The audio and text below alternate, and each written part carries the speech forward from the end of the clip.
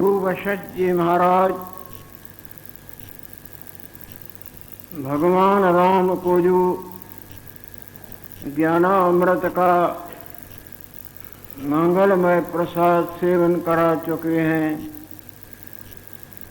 वही मंगलमय प्रसाद भगवान लक्ष्मी नारायण देव की अपार कृपा से हम सबों को प्राप्त होता आ रहा है और आगे भी श्री हरि देने की कृपा कर रहे हैं। पूर्व का प्रसंग, हे राम जी, वास्तव में यह जी शिव स्वरूप है। वास्तव में ये बुद्बुदा सागर स्वरूप है। हवा के योग से ये तुच्छ बना हुआ है और अनंत जन्म वर्ण के उतार चढ़ाव के बनने बिगड़ने के चक्कर को देखता देखता देखता ही रहता है। वास्तव में ये स्वप्ने वाला जागृत रूप जो अद्वितीय है और सब प्रकार के स्वप्ने के बनने मिटने के माया के दोषों से रहता है, परंतु मिथ्या मैं वासना को अपना के ये तुच्छ बना हुआ है और सब स्वप्ने के उतार चढ़ाव को पड़ा भोगता भोगता भोगता रहता। वास्तव में ब्रह्म हर जगह हर समय जो सब में सब कुछ है, उसी को ब्रह्म बोलते हैं। ईश्वर उसी को बोलते हैं जो हर जगह हर समय और सब में सब कुछ हो। समुद्र में पानी उसी को बोलते हैं जो समुद्र में हर जगह हर समय सब में सब कुछ हो। इसी तरह ब्रह्म परमात्मा सब प्रकार के माया के परिच्छेदों से रहता है। परिच्छेद नाम जुदाइयों का।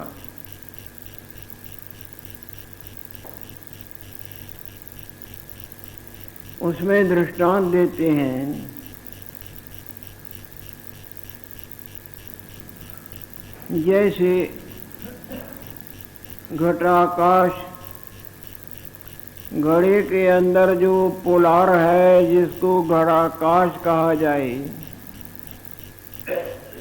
वो बाहर के आकाश से वास्तव में तो जुदा कुछ नहीं, परंतु वो जो घड़े का खप्पर है ना, ठीकड़ा,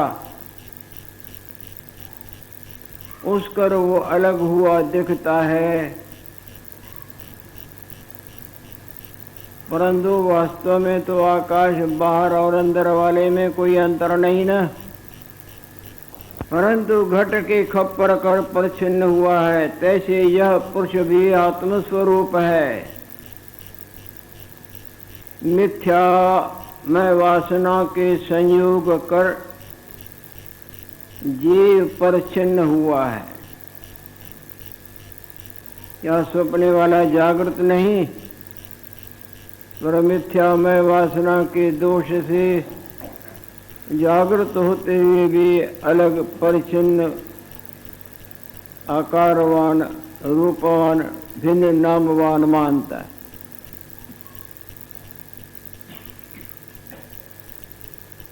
घड़े को एक देश से दूसरी जगह ले जाएं,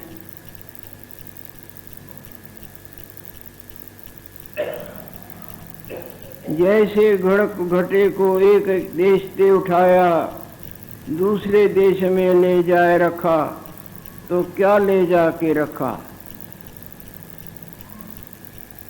आकाश गया आया क्या?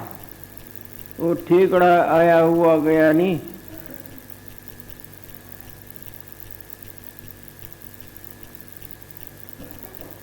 आकाश को तो न कहूँ गया है न आया है, खपर कर आता जाता भासता है। जैसे आत्मा अखंड रूप है, परंतु प्राण और चित्त कर चलता भासता है। जब मैं वासना रूप ये चित्त नष्ट हुए,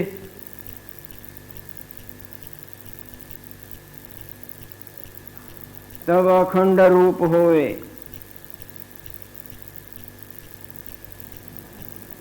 जब तक ये मैं वासना रूपी ठीकरा नहीं टूटेगा,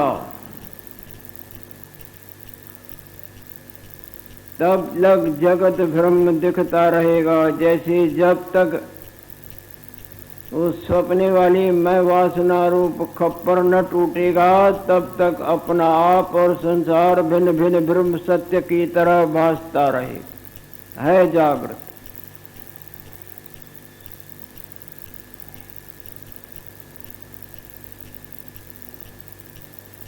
जब अहंकार रूपी चित्त में वासना,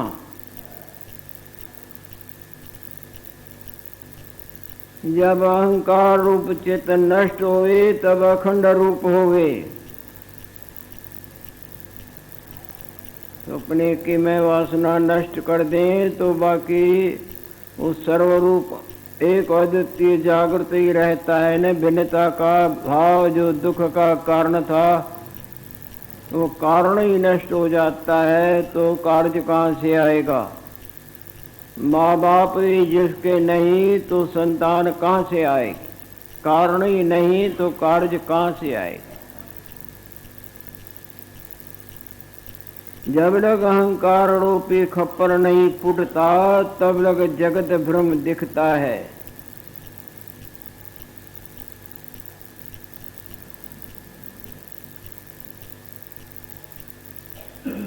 और उस मिथ्या वासना करके पड़ा भटकता है। जन्म पर मरण, मरण पर जन्म भुगतान करते युगों बीत जाते।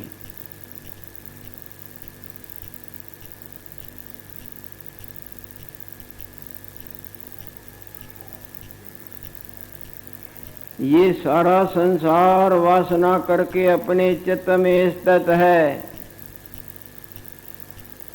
जैसे मिथ्या में वासना करके वो सपने वाला सारा संसार उसके चित्त में ही होता है ना।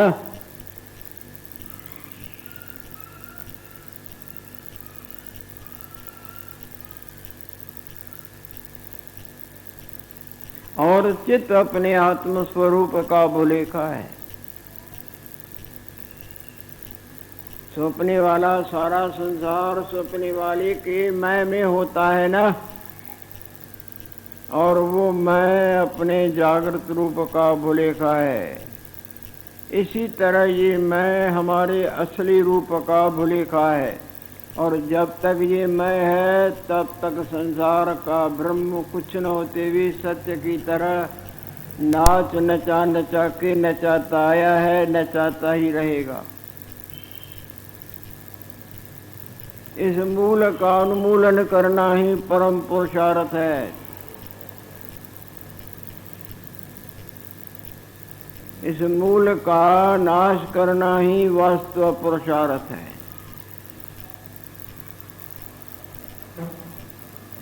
वासना कर सृष्टि अपने अपने चित्त विखे स्थित है। जब शरीर का ये जीव आत्मा त्याग करता है, ये कपड़े उतारता है देहों रूपी, तो वासना आकाश विखे उड़ती है।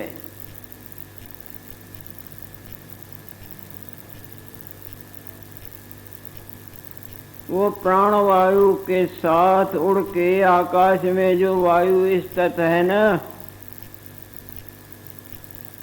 जो शून्य रूप है, उसके साथ जाके मिलता है।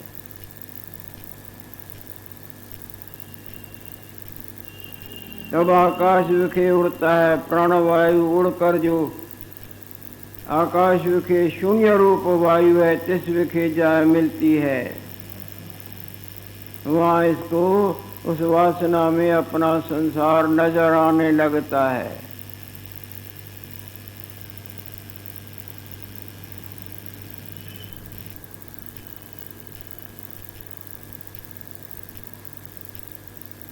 उस अपनी वासना में आई हुई सृष्टि को लेकर ये उड़ता है।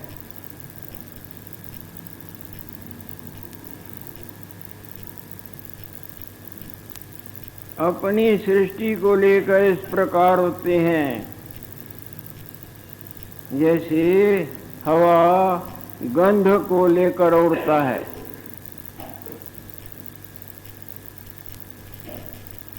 हवा कहीं सुगंधी अथवा दुर्गंधी को लेकर चलता है ना, इसी तरह इस जीव की निकली हुई जो वो लिंग शरीर रूप माया है पुण्यष्ट का, जिसको सूक्ष्म शरीर कहें, जिसको वासना रूप शरीर कहें, उनमें जो संसार बड़ा रहता है उसको लेकर शून्य आकाश में जो वायु है उससे मिलके उड़ता उड़ान भरता है शून्य आकाश में।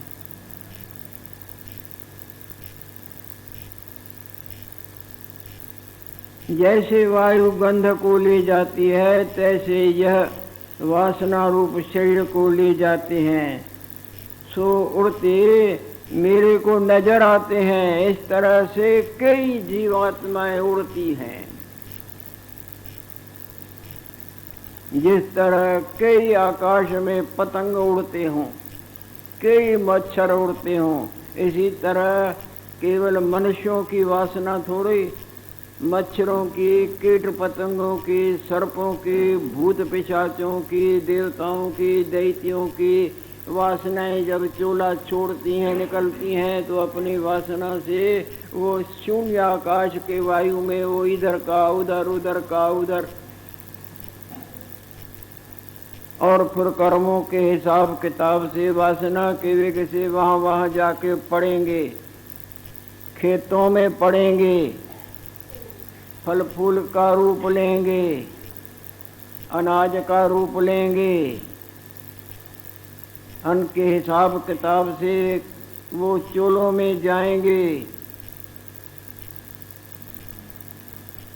मच्छरों के, मक्खियों के, सर्पों के वहाँ जाके वो फिर वो धीरे धीरे वो वासना रूप उन अन्न और जल धातु और रक्त से मिलान वाले रूप से संबंध पाके उड़ते उड़ते बढ़ते बढ़ते फिर रूप धरेंगे और फिर पक पक के आगे निकलते हैं। पांचों अग्नियों का प्रसंग आगे सुनाया है। वहाँ पक पक के माता के उदर में जाके पक के कच्चा जाते हैं। अन्न अथवा फल फूल के हिसाब किताब वासना के वो फिर लेन देन का भुगतान भोगने कर लिए फिर वो प्रकट होती हैं। जैसे कोई पहिया चलता है ना, इसी तरह संसार का ये चक्र चल रहा है। और जब तक वो कचास खत्म नहीं होता बीज का, तब तक वो बीज कई दफा वृक्ष बनता है। टहनिए भी बनेगा, थुर भी बनेगा, पत्ते भी बनेगा, फल फूल भी बनेगा, और फिर नष्ट भी होगा, बीज भी बनेगा, फिर वो वृक्ष बनेगा, फिर नष्ट। इसी तरह चक्कर घूमता है न, जैसे पहिया नीचे वाला अगल अगल से फिर ऊपर, ऊपर से फिर बगल, बगल से फिर रूप रूपांतर को धरता मरता मरता मरता। तुकाराम जी महाराज एक महान आत्मा हुए हैं और उनका तो कहा ही क्या जाए, जो न होने की बात उसने संसार में प्रकट करके दिखाई। शरीर सहित भगवान के पास गया है। राजा हरिश्चंद्र के पिता ने बहुत यत्न किए कि मैं इस शरीर साथ स्वर्ग जाऊं, परंतु नहीं जा सका। बहुत यत्न किए। गुरु वशिष्ठ जी महाराज के पास गए कि मेरे से ऐसा अनुष्ठान कराओ कि मैं शरीर सहित बोले शरीर सहित कोई नहीं जाता। तब वो राजा राज मध्य संपदा कि मैं आप नहीं तो और के पास जाता हूँ। कईयों ने मना किया, माना नहीं, तब विश्वामित्र जी के पास जा गया, उन्होंने माना। लंबी कथाएं हैं, इनके दूर तक जाने में समय। तो विश्वामित्र जी ने यज्ञ कराया, यज्ञ के बल से ऊपर तो गया, पर देवताओं ने धक्का दे दिया, स्वर्ग अपना बना लिया। यह इतना तपस्वी विश्वामित्र जी महाराज, तप के खदान मानो। स्वर्ग में वहां भी देवताओं ने उसको धक्का दे दिया कि शरीर सहित नहीं आता कोई स्वर्ग में। तो वहां अभी तक सिर नीचे पांव ऊपर खड़े हैं, और उनके मुंह से लील टपकती है, जिसको कर्मनाशा नदी बोलते हैं। बड़ा यत्न करने पर भी उसकी ये दशा हुई। कहाँ तो हरिश्चंद्र महाराज, जिसका नाम लेना भी मानो पुण्य को प्राप्त करना, और उसके पिता की ये दशा अभी तक शायद लटका हुआ पड़ा होगा। कर्मनाशा नदी उसके कर्मों को खत्म कर दी, शुभ कर्मों का नाश कर दी। और तुकाराम जी महाराज इतने स्नेही भगवान के, ये कीर्तन, उसको कीर्तन भगवत नाम ही मीठा लगता था। उसकी पत्नी कर्कश थी, बार बार टोकती थी, बार बार अनादर करती थी। उसको और कुछ मीठा न लगे सवाय भगवत भजन और खड़ताल और भगवत नाम। और अभी तक पंढरपुर में यही लीला चलती है। पंढरपुर पंढरीनाथ भगवान को कीर्तन बहुत प्यारा लगता है। दिन रात देखोगे कई जगह धुनियाँ चलती रहती। पंढरपुर नाम का तीर्थ है महाराष्ट्र में, जहाँ विठ्ठल भगवान और रुक्मणी देवी जी विराजमान हैं, और बिल्कुल प्रकट जैसे कीर्तन तो चलता ही रहता है कई जगह। भगवान को बड़ा प्यारा लगा। तो तुकाराम जी महाराज को पत्नी बड़ी टोका टाकी करे, पर उसको कुछ और मीठा ही नहीं, सवाय कीर्तन भजन कुछ भी कहती रहे। कथा तो उसकी बहुत लंबी चौड़ी। आखिरी में वो इतना भगवान को प्यारे कि उनके लिए विमान भेज दिया। उन्होंने बड़े अनुष्ठान यज्ञ किए। विश्वामित्र जी महाराज ने स्वर्ग बना लिया, वहां से भी उनको धक्का दिलवा दिया। परंतु तुकाराम जी महाराज को हुआ भी अभी है, 300-400 साल हुए हैं, कोई आगे की बात नहीं, पुरानी ग्रंथों की बात नहीं, 300-400 साल की बात है। विमान आया है, और उधर से उतर के विमान के महाराज के कर्मचारी तुकाराम जी महाराज के घर आते हैं। तुकाराम जी पूछते हैं पड़ोसी, तुकाराम का घर कहाँ है? बोले यहाँ है। वहाँ आते हैं, तुकाराम जी महाराज नमस्कार, आपको भगवान ने बुलाया है। मेरे को भगवान बुलाए? अरे मैं दिन रात भगवान को बुलाता हूँ, मेरे अहो भाग्य हैं, चलता हूँ। बाहर आया है वो पत्नी से भी बोलता है कि तू भी चलेगी? बोले तेरे कोई खटताल बजाने हैं, घर का कौन करेगा, पोछा कौन लगाएगा, बर्तन कौन मांजेगा, कपड़े धोने हैं तेरे को, बस मंदड़ी होवे, भगवान ने बुलाया है। वो टोका टाकी करने लग गई, उसका स्वभाव ऐसा था। तुकाराम जी बाहर आए, बरोबर विमान खड़ा है, और वो कर्मचारी भगवान के गण हाथ जोड़े उनको आदर से बैठाते हैं। देखते देखते विमान ऊपर चलते चलते जैसे हवाई जहाज चलते हैं, इसी तरह वो आकाश, तब दुनिया देखती है, हा मचाती है, अरे तुकाराम तो गया, तुकाराम तो गया, तुकाराम तो। भगवान पत्नी को बुलाते हैं, वो हा करके निकलती है, स्वामी स्वामी स्वामी करती रह, तुमको बर्तन मांजने हैं मांजती रह।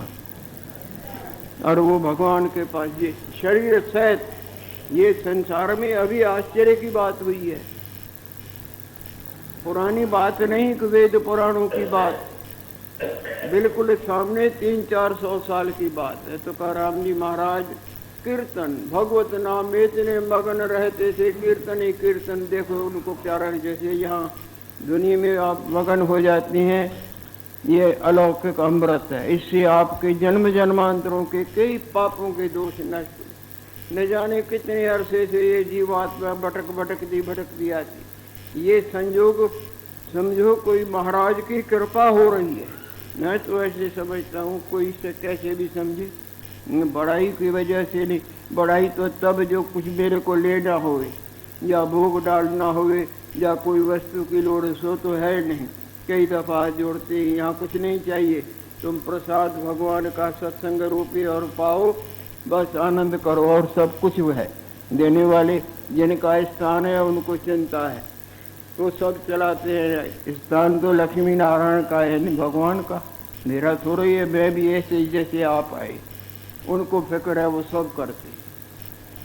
सो प्रत्यक्ष में थोड़े दिनों की बात है, 300-400 साल की कीर्तन भगवान को। अभी भी वहाँ कई ध्वनियाँ चलती हैं, कई धनवान लोग अखंड अपनी तरफ से चलवाते हैं। धर्मशालाओं में, औरों में धर्मशालाएँ बनी हुई हैं, वहाँ भी चलता रहता है। कहीं तो एक, कहीं ज़्यादा भी होंगे। वो 3 खट तार की, एक तार का होता है, वहाँ मिलते हैं, वो बजाते रहेंगे और उच्चारण करते ही रहेंगे दिन रात। और मंदिर में भी होता है। सो वो वासना रूप जीव इस तरह से उड़ते हैं, जिनका गुरुदेव ने बोला कि उड़ते हैं मेरे ताई सूक्ष्म दृष्टि करके दिखते। सूक्ष्म दृष्टि करके वो मेरे को दिखते हैं। जैसे कल बताया कि जिनको यान है, ये दूरबीनें लगी है, वो ऊपर देखते हैं, और जिनको वो यंत्र नहीं है उनको ऊपर के प्लेन नहीं दिखते। सूक्ष्म दृष्टि करके बोले थे नहीं कि और सृष्टियाँ उड़ती हैं, मैं देख रहा हूँ। तो एक सृष्टि से एक के मन में से संसार भरा हुआ है। संसार में देखो कि लाखों सिनेमा घर होंगे, लाखों।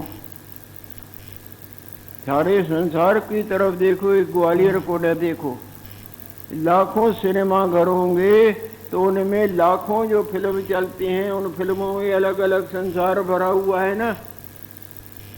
इसी तरह मच्छर, मक्खी, कीट, पतंग, उनमें वासना रूपी जीव निकलता है।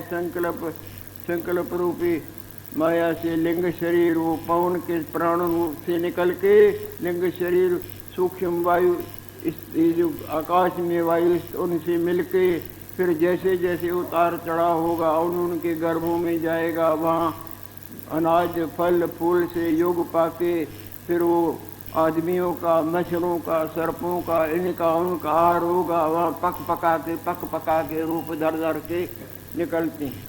और जैसे पहिया घूमता है इसी तरह अनंत बार पसरे पासार प्रभा बनासी एक अंकार।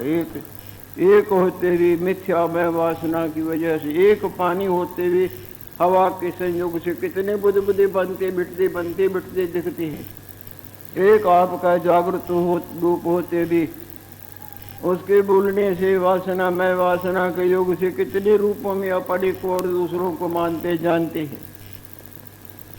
इसी को बोलती है माया।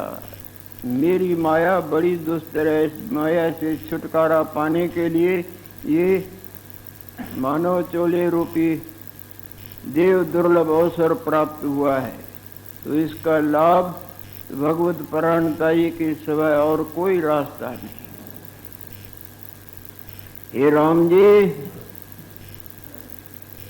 स्थूल दृष्टि करके सूक्ष्म दृष्टि शरीर नहीं दिखता। अगर यंत्र न चढ़ा हो तो आकाश में जाता हुआ प्लेन थोड़ा ही दिखता है। सूक्ष्म दृष्टि से यंत्र से दिखता है, इसी तरह इन नेत्रों से नहीं दिखता। विवेक के सूक्ष्म दृष्टि से जो जिसके पुण्य महान होते हैं उसको वो सूक्ष्म शरीर दिखता है कि निकला। कल भी बताया कि जब निकलता है तो जिस द्वार से निकलता है वो द्वार आगे से खुल जाएगा। ऊपर के द्वारों वाला पुण्यात्मा माना जाता है और निचले द्वार जैसे निचले तैसे वो पापात्मा माना जाता है। बाकी जो निकला तो फिर वो कहीं न कहीं प्रवेश करेगा और ज्ञानवान के उसके तत्व प्राण वायु में विलीन हो जाएगी। जैसे जो दाना भट्टी से घूम चुका है जिसमें कचास नहीं तो वो अब वृक्ष नहीं बन सकता, वो मट्टी का मट्टी हो जाएगा। और जिसमें कचास है वो समय पाके फिर योग पाएगा तो उगे। इसी तरह जिसकी परिच्छिन्न वासना नष्ट हो गई है, लेना एक न देना दो, न जाना न आना न पाना न। तो राम जी स्थूल दृष्टि करके लिंग शरीर नहीं भासता, सूक्ष्म दृष्टि करके दिखता है। जिस जीव को सूक्ष्म दृष्टि लिंग शरीर देखने की है,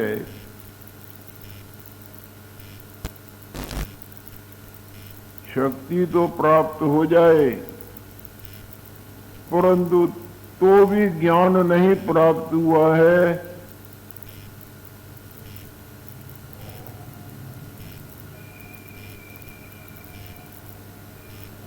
मेरे मत में राम जी वो पशु है। रिद्धियां सिद्धियां प्राप्त हो जाएं परंतु वास्तवताई का ज्ञान न हो तो उसको भी यहाँ पशु बताते।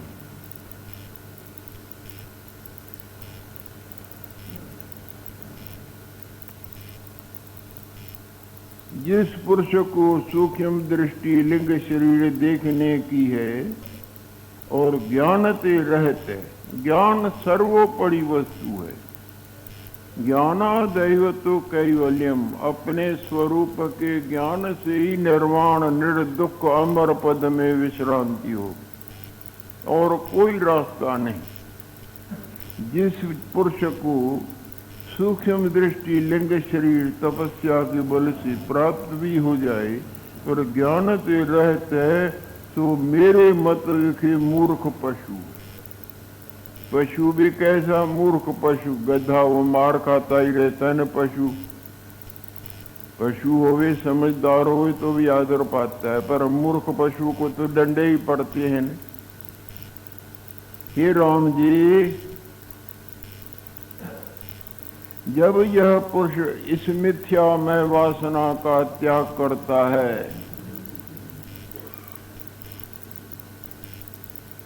अब इस वासना बोलते किसको है?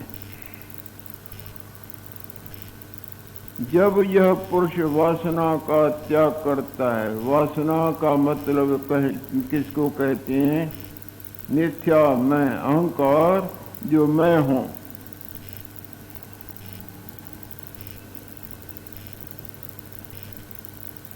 इस होने का त्याग करता है,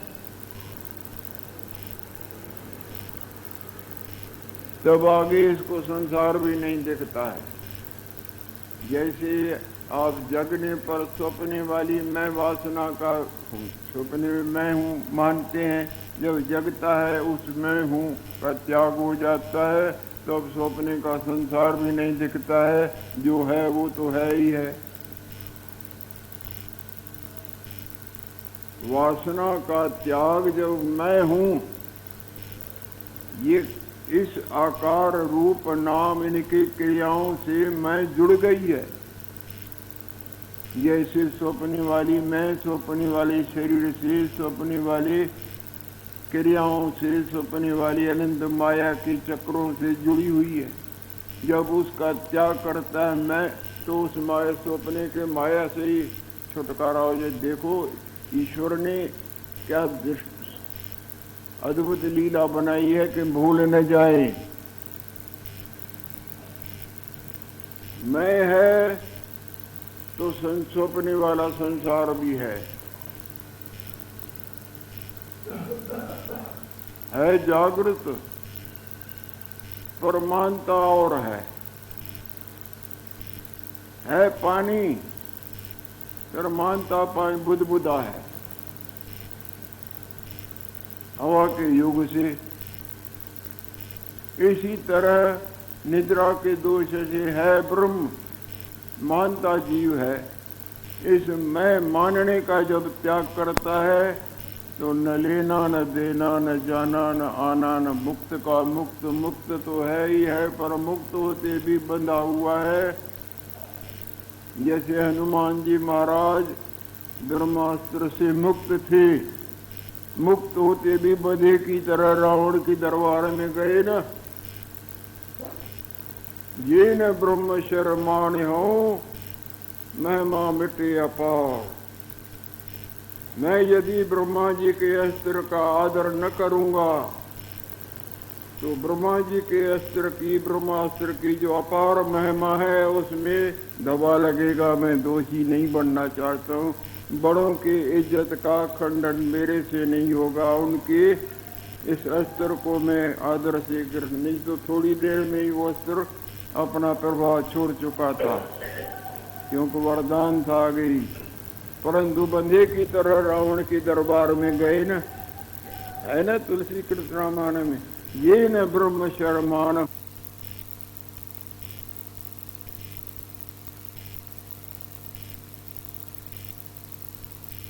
और वस्तुओं से संबंध पाके